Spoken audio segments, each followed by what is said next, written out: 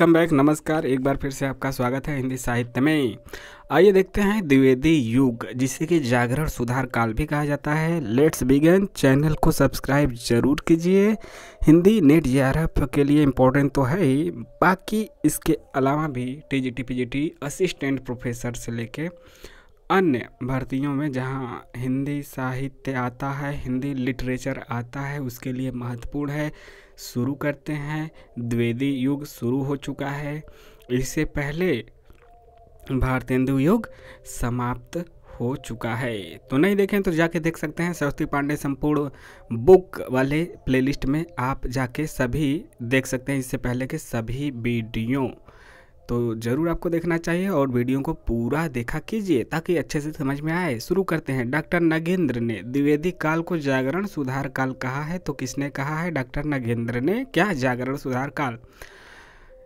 और इसकी समय अवधि बताया 1900 से 1918 तक। शुक्ल ने द्विवेदी युग को नई धारा द्वितीय उत्थान के अंतर्गत रखा है तथा इसकी समय अवधि 1893 से 1918 बताया है। नगेंद्र ने भी 1918 तक बताया है, शुक्ल ने भी 1918 तक बताया है। बस अंतर है कि नगेंद्र 1900 से चालू किए हैं और शुक्ल जी 1893 से चालू किए हैं इसका काल। द्विवेदी मंडल के काल क्रमानुसार कवि विवरण पूछा जाता है। ऐसा ही तो पूछा जाता है नेट एग्जाम में। श्रीधर पाठक, इनका जीवन काल रहा है 1859 से 1928। खड़ी बोली के प्रथम स्वच्छंदतावादी कवि हैं। श्रीधर पाठक ने ब्रजभाषा में मौलिक काव्य लिखा। कश्मीर सुषमा 1904 में। श्रीधर पाठक द्वारा जो अनुदित काव्य ग्रंथ है इस प्रकार से है और देखते हैं जैसे कि गणिरीय और दार्शनिक उनकी रचना है, मतलब अनुदित किए हैं संभवतः 1885 में। संभवतः का मतलब कि हो सकता है कि पूर्णतः सही नहीं हो, लेकिन पूर्णतः सही है हमारे हिसाब से। फिर भी 1% जो आपको हम डाउट में छोड़ते हैं, 1%, यदि आपको इसका पता है ना तो कमेंट कीजिएगा।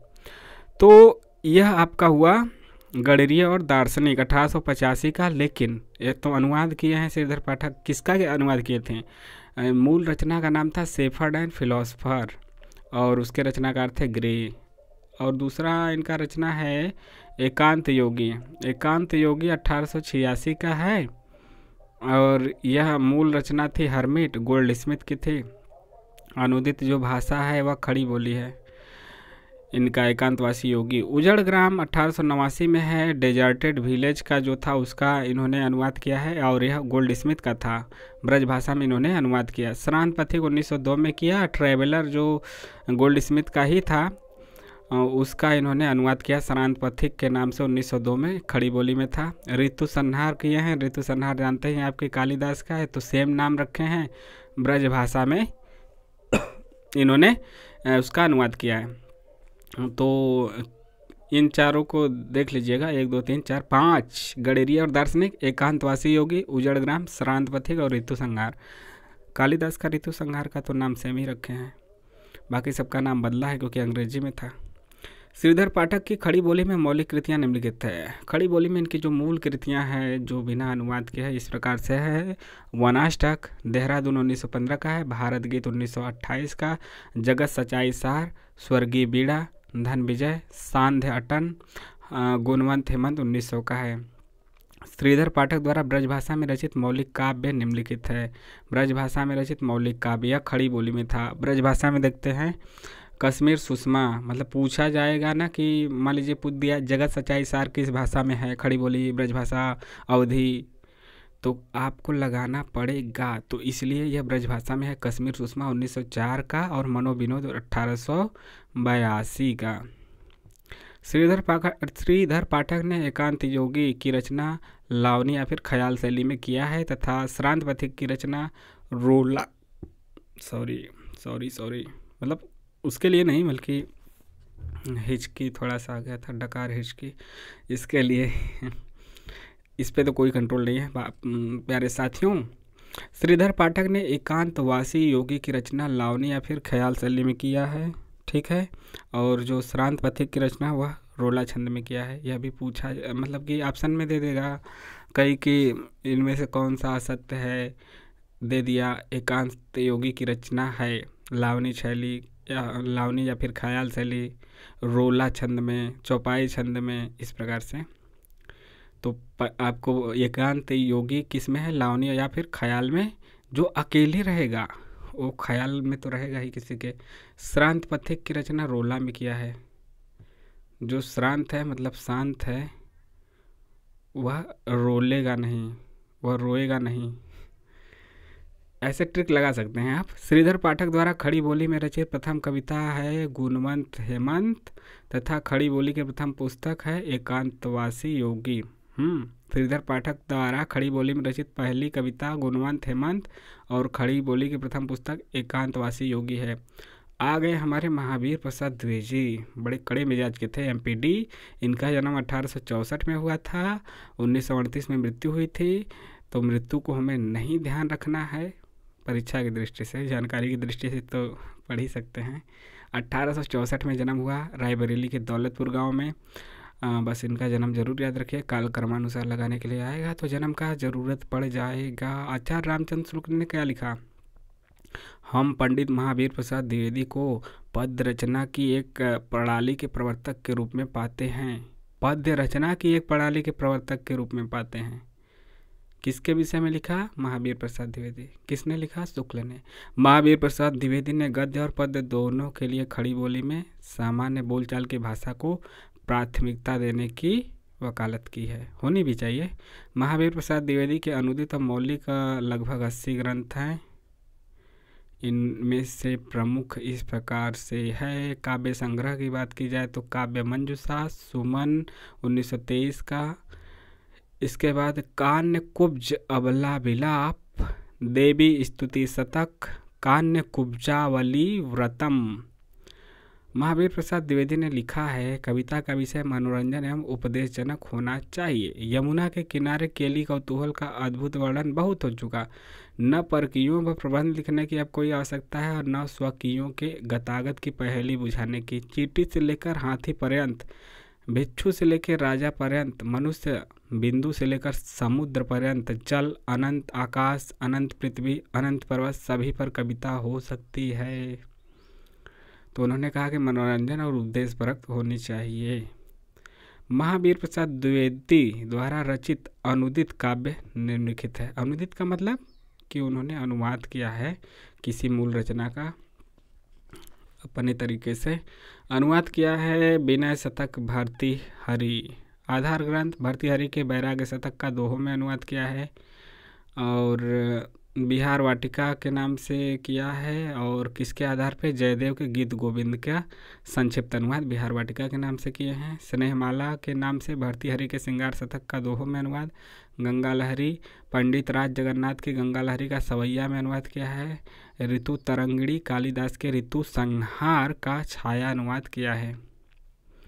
महावीर प्रसाद द्विवेदी की प्रसिद्ध कविता सर्गो नरक ठिकाना नाही, यही है। पूछा जा सकता है और पूछा गया है, सर्गो नरक ठिकाना नहीं किसका है, महावीर प्रसाद द्विवेदी। अयोध्या सिंह उपाध्याय हरिऔध, आगे आते हैं। 1865 में जन्म है। मृत्यु आज़ादी जब हम लोगों को मिली थी उसी सन में इनकी मृत्यु हो गई थी। मृत्यु पर ध्यान कम देना है, जानकारी के लिए दे सकते हैं।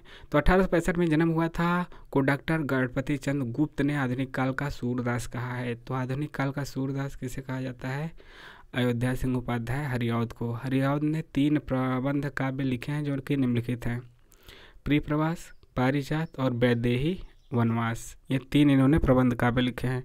प्रियप्रवास 1914 का है, काफ़ी ज़्यादा फेमस है, क्वेश्चन भी यहाँ से आते हैं। और इसमें 17 सर्ग है। और इसमें क्या है, कृष्ण के बचपन से लेकर मथुरा प्रस्थान तक का इसमें वर्णन किया गया है। पारिजात 1937 का है, इसमें 15 सर्ग हैं, आध्यात्मिक और धार्मिक विषयों का इसमें वर्णन है। वैदेही वनवास 1941 का है, 18 सर्ग हैं, इसमें राम के द्वारा सीता के निर्वासन की कथा है। वैदेही वनवास, वनवास मतलब निर्वासन, वहीं तो वैदेही वनवास है, सीता के निर्वासन की कथा है। प्रिय प्रवास को खड़ी बोली हिंदी का प्रथम महाकाव्य माना जाता है। प्रिय प्रवास को खड़ी बोली हिंदी का प्रथम महाकाव्य माना जाता है। प्रिय प्रवास का सर्वप्रथम नाम क्या था, ब्रजांगना विलाप था। याद रखिए, बहुत इंपॉर्टेंट है। प्रिय प्रवास का सर्वप्रथम नाम था ब्रजांगना विलाप। यह संपूर्ण काव्य संस्कृत के वर्णवृत्तों पर आधारित है। हरिऔध के अन्य प्रमुख काव्य ग्रंथ निम्नलिखित हैं। कौन कौन? कृष्ण शतक 1882 का है, रसिक रहस्य 1899, प्रेमाम्बुवारिधि 1900 का है, प्रेम प्रपंच 1900 का है, प्रेमाम्बु प्रसवण 1901 का है, प्रेमाम्बु प्रभा 1901 का है, चोखे चौपदे 1932 का है। और ये सब काव्य ग्रंथ हैं। चुभते चौपदे 1924 का है, पद्म प्रसून 1925, बोलचाल 1928, रस कलश 1931, फूल पत्ते 1935, कल्पलता 1937, ग्राम गीत 1938, हरिऔध सस्सई 1940, मर्म स्पर्श 1956 का है। हरिऔध द्वारा ब्रजभाषा में रचित रस कलश 1931 का एक रीति ग्रंथ है, यह भी याद रखिएगा। हरिऔध हरिऔध हरिऔध हरिऔध हरि के जी औध, हरिऔध कृत चुभते चौपदे, चोखे चौपदे और बोलचाल मुहावरेदार भाषा में लिखा गया है। चुभते चौपदे, चोखे चौपदे, बोलचाल मुहावरेदार भाषा में लिखा गया है। नाम से भी नहीं पता चल रहा है, नाम भी तो है चोखा चोखा, एकदम बिल्कुल चोखा चोखा, रंग चोखा हो जाए। कैसे है, कैसे है मुहावरा? लगे हर्रे लगे ना फिटकरी, रंग चोखा हो जाए। हरिऔध को कवि सम्राट तथा प्रिय प्रवास पर इन्हें मंगला प्रसाद पारितोषिक प्रदान किया गया है। हरिऔध को कवि सम्राट पर तथा प्रिय प्रवास पर, अब प्रिय प्रवास के लिए बहुत ज़्यादा फेमस है, इन्हें मंगला प्रसाद पारितोषिक प्रदान किया गया। रामचरित उपाध्याय अगले हैं। इनका जन्म 1872 में हुआ था, मृत्यु 1938 में हुई थी। द्विवेदी युग के प्रमुख सूक्तिकारों के रूप में रामचरित उपाध्याय जाने जाते हैं। और रामचरित उपाध्याय के प्रमुख काव्य निम्नलिखित है। रामचरित चिंतामणि 1920 का प्रबंध काव्य है। रामचरित चिंतामणि, राष्ट्र भारती, देवदूत है, देवसभा है, विचित्र विवाह है, भारत भक्ति है, देवी द्रौपदी है, सूक्ति मुक्तावली है। अब आ जाते हैं राष्ट्रकवि। राष्ट्रकवि का जन्म हुआ था 1886 में, यानी कि मैथिली शरण गुप्त का 1886 में, मृत्यु 1964 में हो गई थी। तो जन्म याद रखिए 1886 को। आधुनिक युग का तुलसी कहा जाता है। आधुनिक युग का तुलसी कहा जाता है, यह याद रखिए। आधुनिक युग का सूरदास इससे पहले हमने देखा, और आधुनिक युग का तुलसीदास हमने मैथिली शरण गुप्त को देखा। तो दोनों तथ्य याद रखिएगा कि सूरदास कौन है और तुलसीदास कौन है। ठीक है, इतना याद रखिएगा। आगे बढ़ते हैं। तो मैथिली शरण गुप्त आधुनिक युग का तुलसी, और हरिऔध आधुनिक युग का सूरदास। ठीक है। देखिए, इनमें गुप्त है, ऊ की मात्रा है, तुलसी में भी ऊ की मात्रा है, तो आप याद कर सकते हैं। याद कर क्या करना, जो नए हैं उनके लिए, बाकी तो जो पुराने हैं उनको तो बस देखेंगे फटाफट उनको स्कैन करके उनको याद हो जाएगा। आगे देखते हैं मैथिली शरण गुप्त का संक्षिप्त जीवन परिचय कैसे देखते हैं। जन्म हो गया था चिरई गांव में, नहीं चिरगांव, झांसी में है, यानी बुंदेलखंड इलाके में। और इनके पिता का नाम है राम शरण दास। गुरु है महावीर प्रसाद द्विवेदी। जी हाँ, महावीर प्रसाद द्विवेदी। और प्रथम कविता इनकी हेमंत के नाम से थी 1905 में, और प्रथम काव्य संग्रह है रंग में भंग 1909 में। मैथिली शरण गुप्त की बात की जाए तो इनके प्रमुख काव्य ग्रंथ निम्नलिखित हैं। रंग में भंग, जैसा कि हमने देखा 1909, जयद्रथ वध, कौन सा वध? जयद्रथ वध 1910 का, किसान 1917, विकट भट्ट 1929, गुरुकुल 1929, साकेत 1931। वेरी इंपॉर्टेंट, इसीलिए तो जाने जाते हैं। साकेत भारत भारती के लिए जाने जाते हैं, 1912 का है, याद रखिए। भारत भारती 1912 का है, साकेत 1931 का, इतना अंतर है। जबकि साकेत और भारत भारती का नाम बहुत ज़्यादा आता है इनका। इसके बाद झंकार 1929 का है, यशोधरा 1932 है, यशोधरा के लिए भी जाने जाते हैं। साकेत के बाद तुरंत यशोधरा आया। साकेत 1931, यशोधरा 1932, भारत भारती 1912, द्वापर 1936, जय भारत 1952, विष्णुप्रिया 1957, सिद्धराज 1936, हिंदू 1927, बैतालिक 1900 कुछ नहीं, बैतालिक का समय काल अच्छे से नहीं पता इसलिए नहीं दिया गया है। पंचवटी 1925, पंचवटी से 5, पंच से 5, पंचवटी से 1925, 5 लास्ट में रहेगा, 25, पंचवटी 25। हिंदी साहित्य में रामचरितमानस के बाद राम काव्य का दूसरा स्तंभ मैथिली शरण गुप्त साकेत है। तो याद रखिए, हिंदी साहित्य में रामचरितमानस के बाद राम काव्य का दूसरा स्तंभ मैथिली शरण गुप्त का साकेत है। साकेत 1931, यशोधरा 1932। याद रखिएगा, मैथिली शरण गुप्त को साकेत रचना की मूल प्रेरणा 1908 में सरस्वती पत्रिका में महावीर प्रसाद द्विवेदी के लेख कवियों की उर्मिला विषयक उदासीनता से मिली है। उनके गुरु भी थे महावीर प्रसाद द्विवेदी के लेख कवियों की उर्मिला विषयक उदासीनता से इन्होंने साकेत की रचना की प्रेरणा मिली। यह लेख महावीर प्रसाद द्विवेदी ने अपने छद्म नाम, इनका छद्म नाम, छद्म मतलब झूठा नाम, झूठा मतलब छलावा वाला नाम, छद्म नाम भुजंग भूषण भट्टाचार्य नाम से प्रकाशित कराया। यह लेख महावीर प्रसाद द्विवेदी ने अपने छद्म नाम, झूठे नाम या उपनाम भुजंग भूषण भट्टाचार्य नाम से प्रकाशित करवाया है। यह तथ्य याद रखिएगा। साकेत शब्द मूलतः पाली भाषा का शब्द है, ठीक है, जिसका अर्थ अयोध्या होता है। इसमें 12 सर्ग हैं। कितना सर्ग हैं? 12 सर्ग हैं। और इसे डॉक्टर नगेंद्र ने जनवादी काव्य कहा है। तो डॉक्टर नगेंद्र ने जनवादी काव्य किसे कहा है? तो साकेत को। साकेत में 12 सर्ग है, याद रखिए। और यह पाली भाषा का शब्द है, जिसका अर्थ होता है अयोध्या। शुक्ल ने गुप्त जी को सामंजस्यवादी कवि कहा है। शुक्ल ने क्या कहा? गुप्त जी को सामंजस्यवादी कवि। मैथिली शरण गुप्त भारत भारती रचना की मूल प्रेरणा कहाँ से इन्हें मिली? मुसद्दसे हाली से तथा ब्रजमोहन दत्तात्रेय कैफीकृत भारत दर्पण पुस्तक से प्राप्त हुई। 2 जगहों से इन्हें प्राप्त हुई, ठीक है, 2 जगहों से प्राप्त हुई। साकेत की प्रेरणा कहाँ से मिली? यह भी याद रखना है। साकेत की प्रेरणा कहाँ से मिली? कवियों की उर्मिला विषयक उदासीनता महावीर प्रसाद द्विवेदी की रचना से। और भारत भारती की जो प्रेरणा है वह मुद्दसे हाली और ब्रजमोहन दत्तात्रेय कैफीकृत भारत दर्पण पुस्तक से प्राप्त हुई। भारत दर्पण किसका है? ब्रजमोहन दत्तात्रेय कैफी। तो इन दोनों जगहों से इन्हें भारत भारती जो कि 1912 की है उसे लिखने की प्रेरणा मिली। मैथिली शरण गुप्त ने स्वयं को कौटुंबिक कवि मात्र कहा है। इन्हें भारत भारती लिखने पर महात्मा गांधी ने राष्ट्र कवि की उपाधि दी।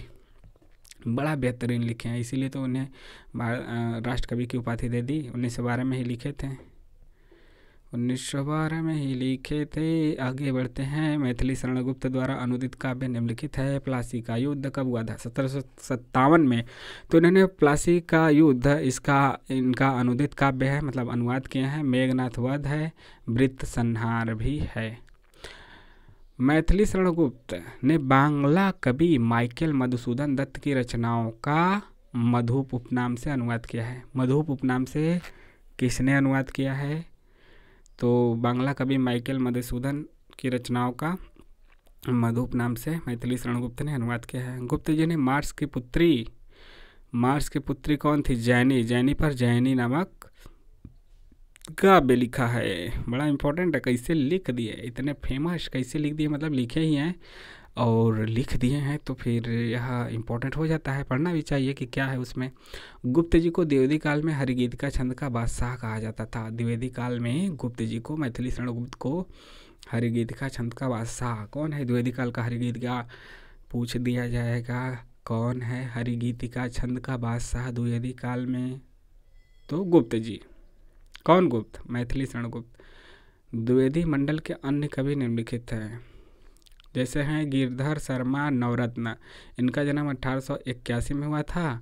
जन्म स्थान झालरा पाटन। और इनकी रचनाएं हैं मातृवंदना जो कि मौलिक कृति है। अगले लोचन प्रसाद पांडे है, जन्म 1886 में, बालापुर मध्य प्रदेश में हुआ था। इनकी रचनाएं हैं प्रवासी, मेवाड़ गाथा, महानदी, पद्म में पुष्पांजलि, मृगी दुख मोचन।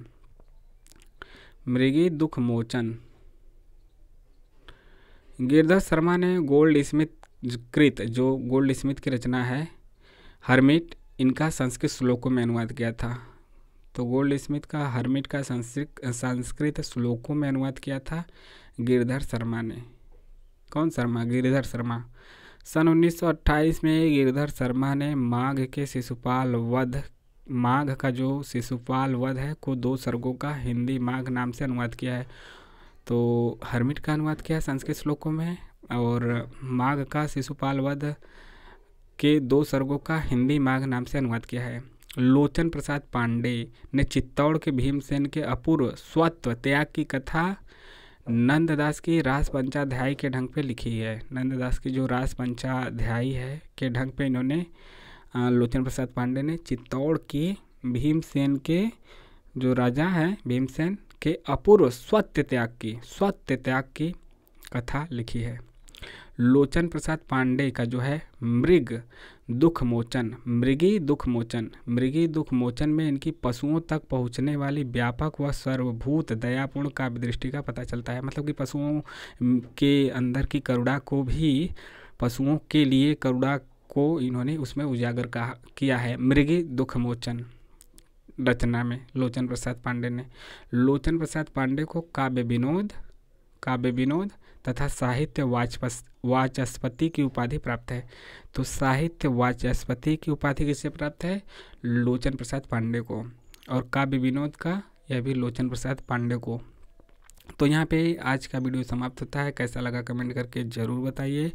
हमने देखा द्विवेदी मंडल के प्रथम भाग में जो मुख्य कवियों का परिचय, मुख्य रचनाकारों का हमने यहाँ पे परिचय देखा, उनकी रचनाएं देखी, कालक्रम के अनुसार रचनाएं देखी, अनुवादित रचनाएं भी देखी विभिन्न कवियों की। आपको कैसा लगा कमेंट के माध्यम से बताइए। मिलते हैं नेक्स्ट वीडियो में। चैनल को सब्सक्राइब भी कीजिए और पूरा देखने के लिए तहे दिल से शुक्रिया। मिलते हैं नेक्स्ट वीडियो में। जय हिंद, जय भारत, नमस्कार।